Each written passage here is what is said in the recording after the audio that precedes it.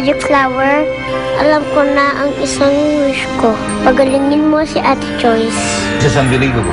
She's okay. She is okay. Her vitals are stabilizing. Sabi pala ito. Ano ba talaga nangyari? Anak, Munti ka nang mawala sa amin. Tama si Jillian. Kung hindi, dapat maghintay kami na mawala ka bago pa kami magpagbago. Nakausap mo siya? Oo, ate. Alam mo bang sinermonan pa kami nung manikam yun? Manika, Bakit nasa akin to? Sino nagbigay sa akin ito? nagawa mo na ang misyon mo kay Joyce. Kaya bilang ganti, nagkaroon ka na ng dugo. Tik-tak! dugo? Ang dugo ay simbolo ng buhay. Yan ang ibinigay sa'yo. Dahil buhay din naman ang ibinigay mo kay Joyce. Konti na lang, magiging totoong bata ka na rin. Tik-tak! Wow! Mukhang tinatawag ka na ng bagong misyon mo, Jillian. Babay Ate Maya, babay Kuya Andre, at saka babay Nani Elma, at saka babay Ate Joyce. Mamimiss ko kayo, hindi ko kayo makakalimutan.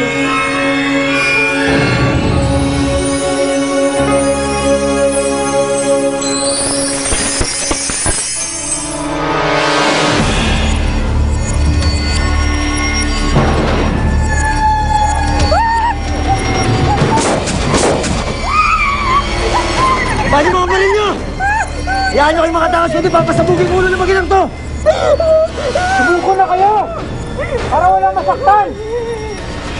Subukan nyo lumapit, kayo masasaktan! Naku, tikitok, parang may shooting. Katulad nung nangyari kay Ate Joyce dati. Hindi na ata shooting ito. Totoo na ito. Tik-tak! Subukan mo!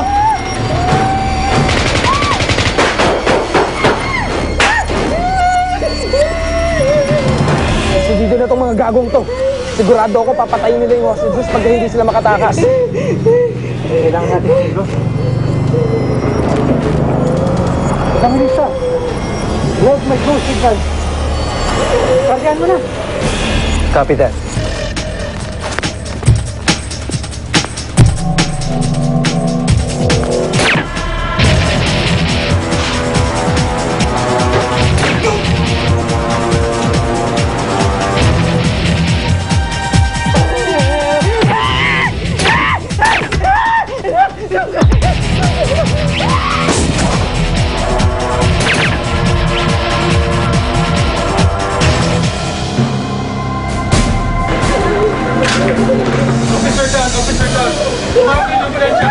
Tikitok, sana naman walang mangyaring masama sa kanya, no?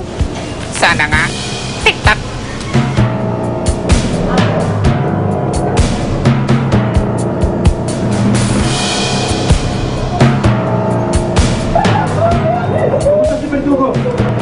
Wala na siya, pare.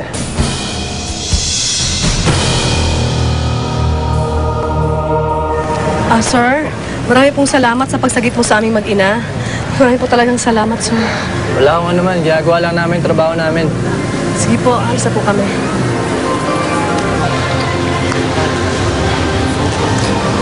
Sino kaya siya? Sing-Sing? Sino kaya siya? Siya bang susunod na misyon ko?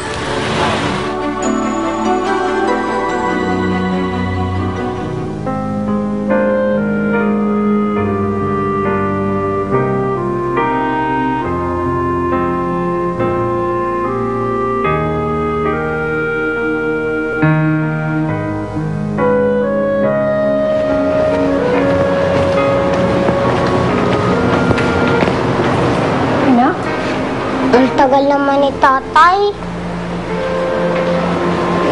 Huwag ka nang mainip. Padating na rin yun. Sabi niya, alas 2 nandito na siya. Ngayon, mag-aalas 5 na Baka may inasikaso lang yun sa trabaho. Hantayin mo na lang. O kung gusto mo, ako na lang ang sasama sa'yo sa mall. Tapos bibiling ko kung ano yung gusto mong laruan. Hindi po, gusto ko po si Tatay ang kasama ko. Tsaka nangako po siya sa akin na sasamahan niya ako sa mall. Di dapat nandito na siya ngayon.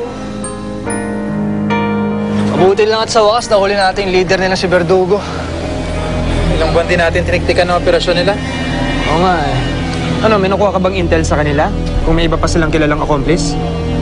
Alam ko, wala na eh. Tara. Chief. Ay. Swerte ka, Evangelista. Hindi ka napuruhan ng mga demonyong yan. Good job. Salamat po, Chief. Sir, excuse me po. Baka pwede po kayo ma-interview sandali, sir. Ha? Isa po kayong hero, sir. Ano pong mensahe ang may bibigay niyo sa madla? Ang masasabi ko lang, ginagawa ko lamang ang tungkulin ko bilang alagad ng batas. At bilang pulis, ay ginagawa ko ang trabaho ko para ipagtanggol ang karapatan ng mga naaapi. Kapag may lumabag sa batas, sisiguraduhin kong sa akin sila mananagot. Salamat po, salamat.